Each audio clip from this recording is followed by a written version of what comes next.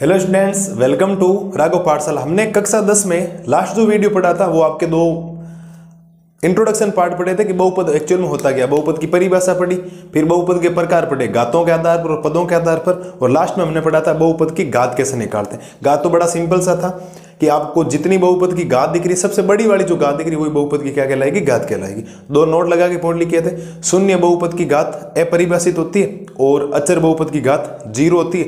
रेखिक की 1 याद रख लेना, द्विघात की 2 होती है और त्रिघात की घात कितनी होती है, 3 होती है। आज हम जो आपके बहुपद है उसमें जो प्रश्नावली आपके 2.1 जो है, जो 2.1 में एक सवाल है और एक उदाहरण है। आपके एक उदाहरण और एक सवाल है, दो ही है, एक वीडियो के अंदर कर लेंगे, वो तो ज्यादा मिनट के है भी नहीं। लेकिन उससे पहले कुछ आपको डिस्कशन समझना पड़ेगा एक्चुअल में होता क्या।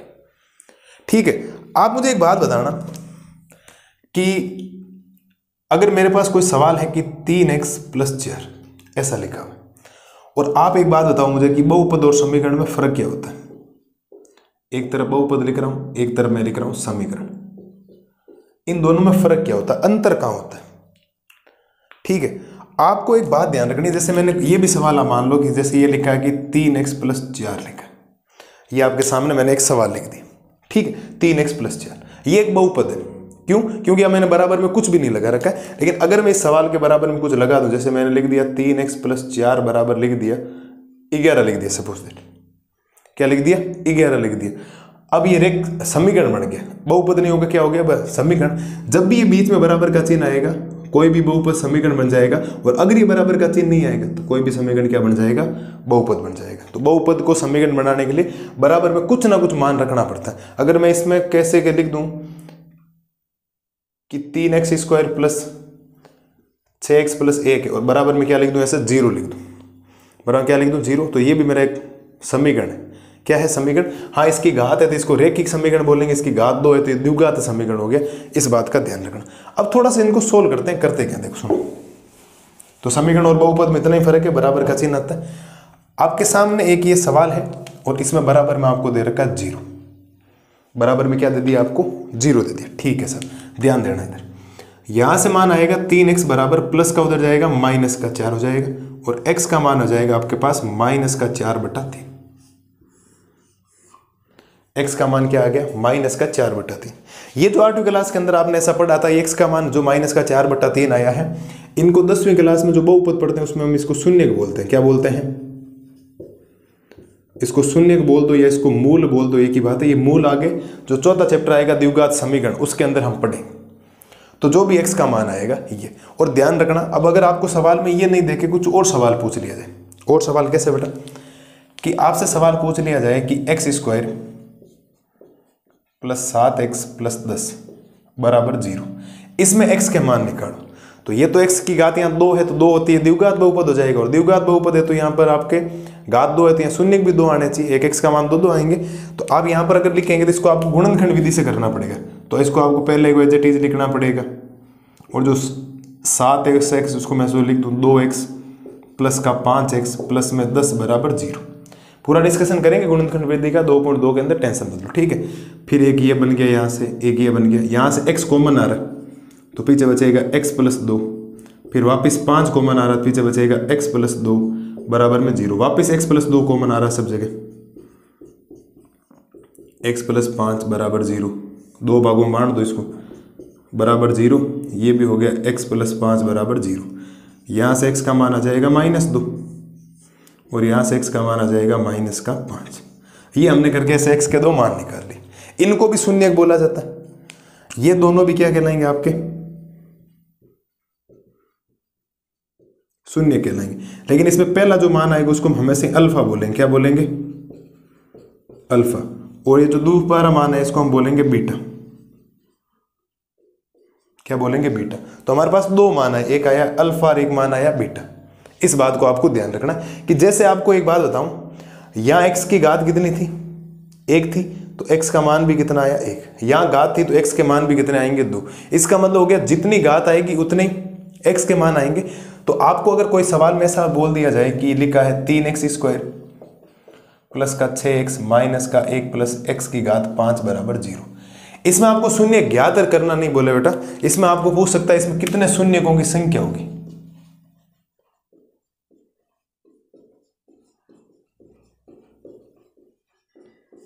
क्या पूछ रहा है आपसे कि शून्यकों की संख्या कितनी होगी इसके अंदर, कि आपको शून्यकों की संख्या बतानी कि शून्यकों की संख्या होगी कितनी।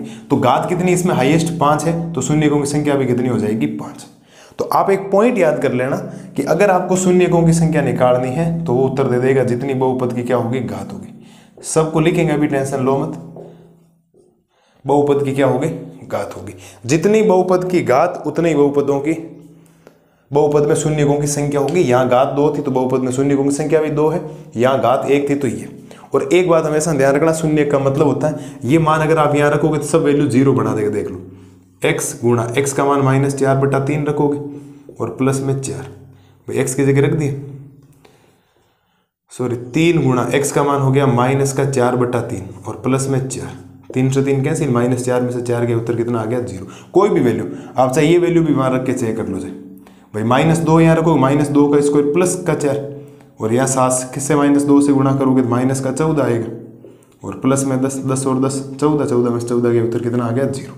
हर बार ये वैल्यू को क्या बना देगा, 0 बना देगा। इस बात का विशेष तौर पर ध्यान रखना आप लोग, ठीक है। तो ये तो हो गया। तो यहाँ तो शून्यकों की संख्या आप निकाल दोगे। मेरा आपसे सवाल है कि आपके सामने सपोज दैट ऐसा बोल दिया जाए,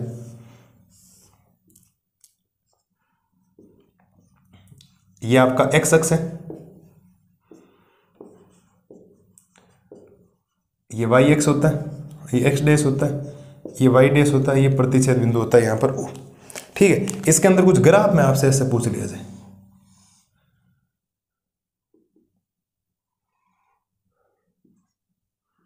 ऐसे पूछ लिया जाए। अब आपसे सवाल में पूछ लिया जाए यहां शून्यकों की संख्या कितनी,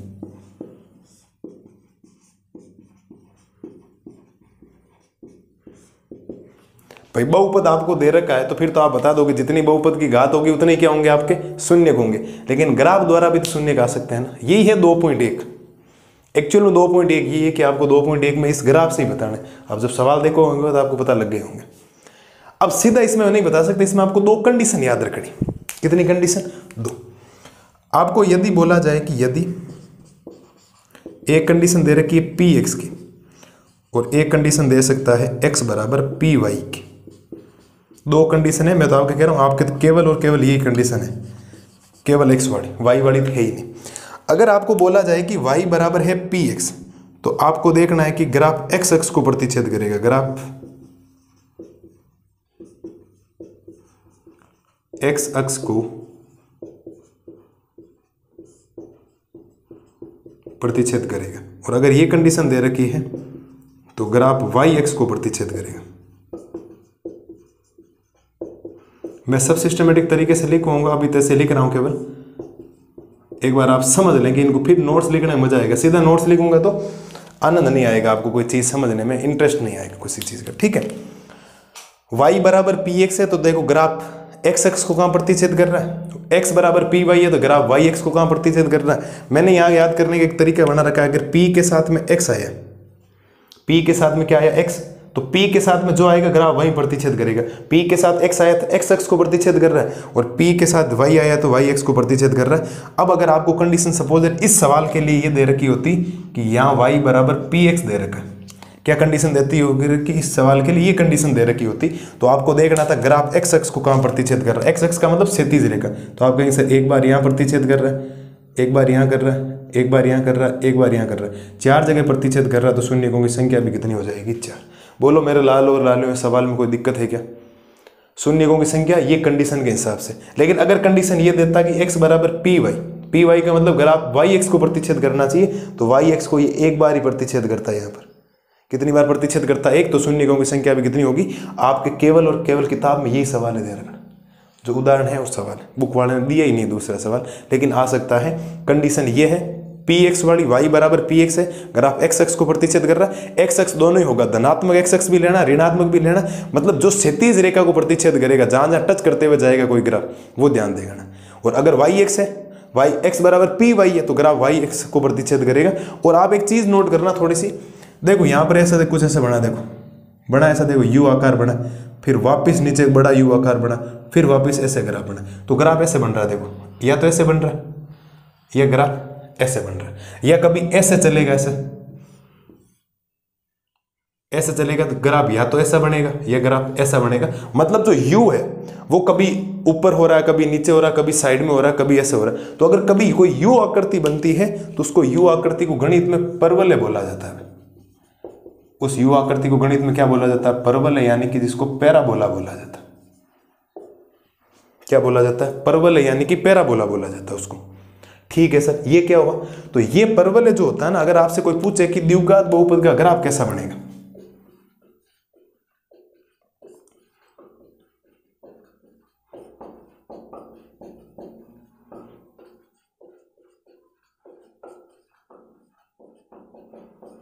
द्विघात बहुपद का ग्राफ कैसा बनेगा, तो आपका जो उत्तर होगा वो बनेगा परवलय आकार का।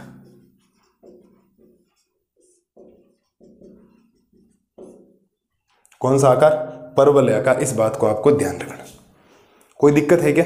नॉर्मल सी बेसिक जानकारी हमने प्राप्त की है कि अगर चर की घात 1 है तो x का एक मान निकलेगा, उसको हम शून्य बोलेंगे। चर की घात 2 है तो x के मान 2 निकले, एक को अल्फा बोलेंगे, एक को बीटा बोलेंगे। इसको आप चाहो तो जो एक ही निकला इसको आप केवल और केवल अल्फा बोल दो। ठीक है। घात 5 है तो शून्यकों की संख्या 5, घात 10 है तो शून्यकों की संख्या 10, घात 11 है तो शून्यकों की संख्या 11। तो आपको ध्यान रखना है कि कभी भी अगर शून्यकों की संख्या निकालनी है तो आपको चेक करनी है उसमें बहुपद की घात कितनी। बहुपद की घात आपको पता है कि अधिकतम घात किसकी? चर की अधिकतम घात। वो चर की अधिकतम घात ही क्या कहलाती? बहुपद की घात। जितनी बहुपद की घात होगी उतनी बहुपद के शून्य होंगे। लेकिन ये तो जब बहुपद दे रखा तब निकालना, जब ऐसा इस प्रकार का जब आपको ग्राफ दे दिया जाएगा कि आपको ये ग्राफ दे रखा, ग्राफ के माध्यम से आपको शून्यकों की संख्या निकालनी है, तो फिर आपको ये 2 पॉइंट याद रखना। आपको तो एक ही याद नहीं रखना, एक ही दिया आपको सवाल, लेकिन आपको दोनों याद रखने। यदि y बराबर px वाली कंडीशन है तो देखो ग्राफ x अक्ष को कहां प्रतिच्छेद कर रहा है? जितनी बार x अक्ष को प्रतिच्छेद करेगा उतने शून्यकों की संख्या होगी। अगर x बराबर py है तो ग्राफ y अक्ष को प्रतिच्छेद करना चाहिए। जितनी बार y अक्ष को प्रतिच्छेद करेगा उतने शून्यकों की क्या हो जाएगी? आपके संख्या हो जाएगी। जब कंडीशन ये दी मैंने तो शून्यकों की संख्या 4 थी, क्योंकि 4 बार प्रतिच्छेद कर रहा है, 1 2 3 और 4। जब कंडीशन में अगर आपको ये दे दूं तो शून्यकों की संख्या कितनी है? 1, क्योंकि केवल और केवल कितनी बार प्रतिच्छेद कर रहा है? 1 बार। अगर कभी एक बार भी नहीं करेगा, क्या नहीं करेगा? कभी एक बार भी नहीं करेगा, वहां 0 हो जाएगा। इनको सिस्टमेटिक तरीके से बढ़िया तरीके से लिखते हैं, फिर आगे का काम करते हैं। ये बात आप ध्यान रखना, ठीक है? एक बार देखो इनको। अभी हमने क्या किया था? 2.1 जो थी उसमें शून्य निकाले कि शून्य कैसे निकालते हैं, इसमें कितने शून्य होंगे, उनको सिस्टमेटिक तरीके से लिखते हैं। ध्यान देना बेटा, ठीक है? पहला हम एक लगाएंगे नोट। नोट के अंदर पहला पॉइंट क्या होगा? नोट के अंदर पहला पॉइंट आपको याद रखना है कि अगर आपको कोई बहुपद दे रखा है, शून्यकों की संख्या निकालनी,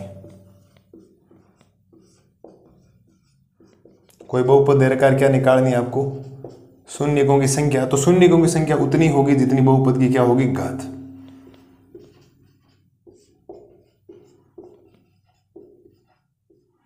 बहुपद की क्या होगी? घात। ये पॉइंट आपको वेरी वेरी इंपॉर्टेंट है, जो आपको ध्यान रखना।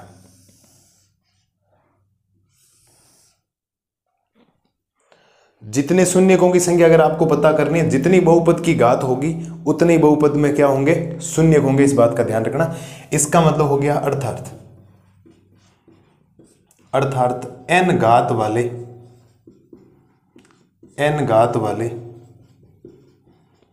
बहुपद में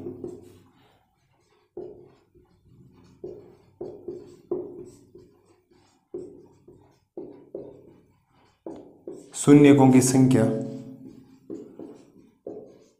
n होगी। अगर n घात है तो शून्यकों की संख्या भी कितनी होगी? n होगी। इस बात का विशेष तौर पर ध्यान रखें, ठीक है? 2 पॉइंट आपको, 3 पॉइंट और याद रखना। ऐसे आपको पता है रेखिक बहुपद में 1 घात है तो शून्यकों की संख्या 1 होगी। द्विघात बहुपद में घात 2 है तो 2 होगी शून्यकों की संख्या। त्रिघात में 3 है तो कितनी होगी? 3। लेकिन ये तीनों पॉइंट लिख लेते हैं, एग्जाम में आपसे सीधे डायरेक्ट कोई पूछ ले, नोट में याद हो जाएंगे। दूसरा पॉइंट आप क्या रखेंगे?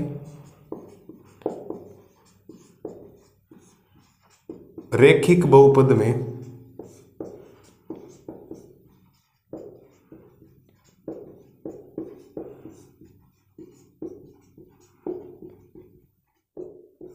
शून्यकों की संख्या 1 होती है। रेखिक बहुपद में शून्यकों की संख्या कितनी होती है? 1 होती है, क्योंकि घात कितनी होती है? 1। ठीक है सर। तीसरा पॉइंट,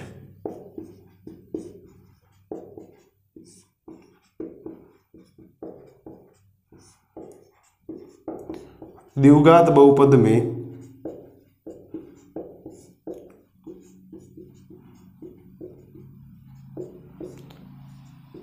शून्यकों की संख्या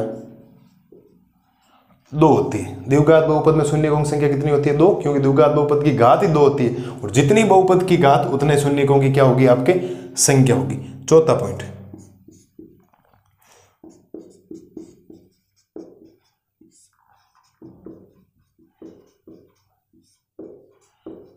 त्रिघात बहुपद में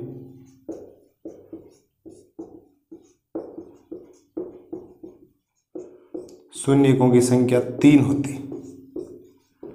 क्या आपको चारों पॉइंट समझ में आए मेरे लाल और लालियों? पहला पॉइंट था कि शून्यकों की संख्या उतनी होगी जितनी बहुपद की घात होगी, चाहे उसमें 10 घात है तो 10 शून्यक होंगे, 3 घात है तो 3 शून्यक होंगे, 5 घात है तो 5 शून्यक होंगे, अर्थात n घात वाले बहुपद में शून्यकों की संख्या n होगी। जितनी बहुपद की घात उतनी बहुपद में शून्यकों की संख्या होगी। 3 हम ज्यादातर पढ़ते हैं भाई, अचर तो पढ़ना नहीं, अचर में घात ही 0 होती है, शून्यकों की संख्या भी कितनी होगी? 0 होगी, तो याद करने की जरूरत नहीं होगी। वैसे रैखिक बहुपद में शून्यकों की संख्या 1, द्विघात बहुपद में शून्यकों की संख्या 2 और त्रिघात में 3। आगे घात 4 है तो शून्यकों की संख्या 4, घात 8 है तो शून्यकों की संख्या 8। ये तो हो गया जब आपको बहुपद दे रखा है। लेकिन अगर आपसे कोई ग्राफ देकर पूछ रहा है, अभी हमने पढ़ा था, चलो सर अगली जो हेडिंग रहेगी वो रहेगी आपकी ग्राफ द्वारा शून्यकों की संख्या निकालना। ग्राफ द्वारा शून्यकों की संख्या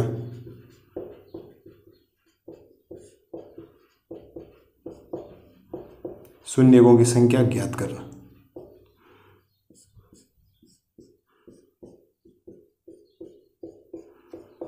ये अगली हेडिंग है हमारी कि भाई इसमें तो पता लग गया, अगर आपको कोई बहुपद दे रहेगा तो हम बहुपद की घात पहचानेंगे। पहले घात पहचानने के बाद जितनी घात होगी उतने शून्यकों की संख्या दे देंगे। ग्राफ द्वारा शून्यकों की संख्या ज्ञात करना, तो आपको 2 पॉइंट याद रखने, मैंने बोला था कौन कौन से। पहला पॉइंट, यदि y बराबर px हो तो, यदि y बराबर px हो तो ग्राफ x अक्ष को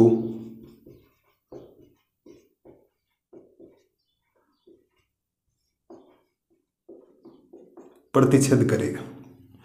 ठीक है। दूसरा पॉइंट,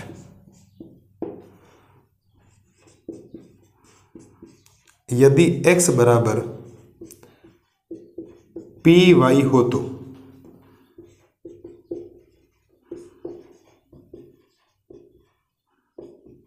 ग्राफ y अक्ष को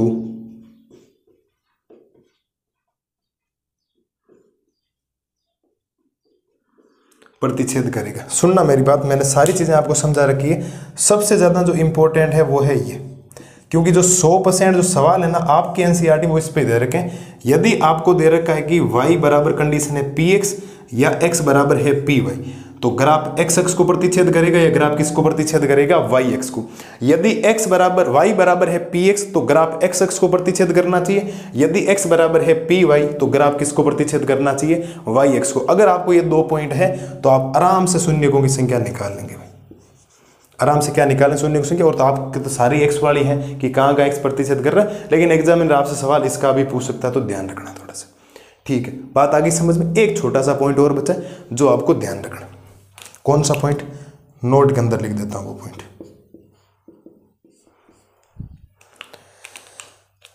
आप लिखेंगे द्विघात